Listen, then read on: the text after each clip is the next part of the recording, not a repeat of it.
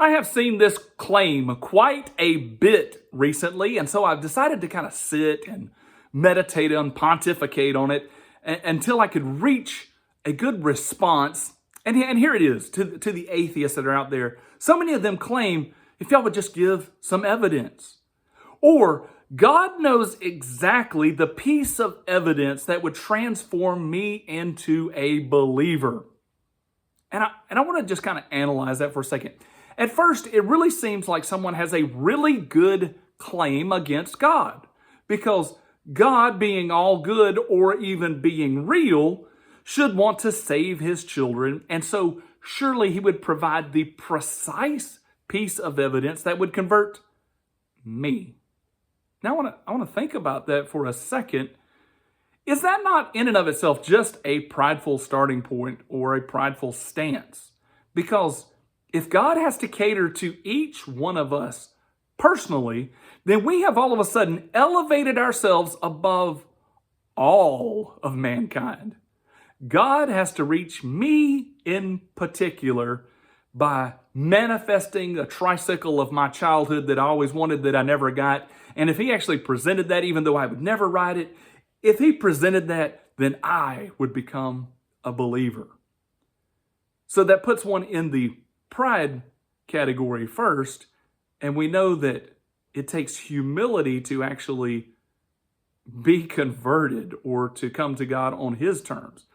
The other thing is, if God really exists, and if he is true, and if he has laid down terms already, who are we to begin to lay down terms? Like, he actually laid down the terms first before you were born. That applies to anybody born today. None of you can say that the terms weren't laid down before you were born from a Christian standpoint. You just can't do it. God already offered the terms and conditions, and then here we come along. Prideful stance yet again, not just to me personally that I'm better than everybody else, but that I could actually set a parameter for salvation. Wow, that's another hint at, a very bold look at pride consuming us. But let's take it even a step further.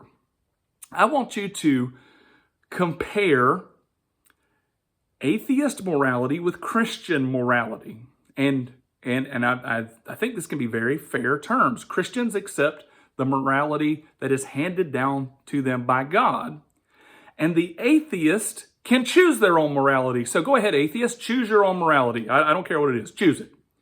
You, total preference on you. We'll let you decide all of it. Now, atheist, having chosen your morality, are you abiding by it? I know better. I know that you're not. But it's very interesting that an atheist would claim, God, I will begin to adhere to your morality when you actually provide this sign. And since you're not, I get to live as I choose, which isn't even according to my own morality. I get to live this way until you make the change. I just want you to think about that behavior there. What is that excuse, that justification for how I'm currently living?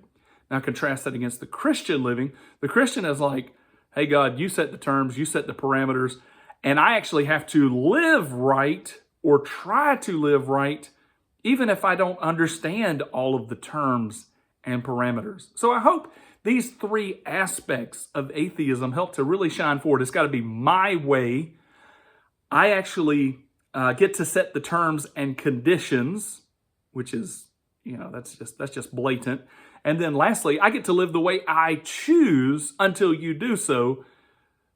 It really makes sense then why God is like, listen, for any of this to work, you're actually got to set yourself aside. And why wouldn't you want to, since you don't even abide by your own terms and conditions, for me to reach down and save you? Just abide by the terms and conditions that were already put in place before you were even born.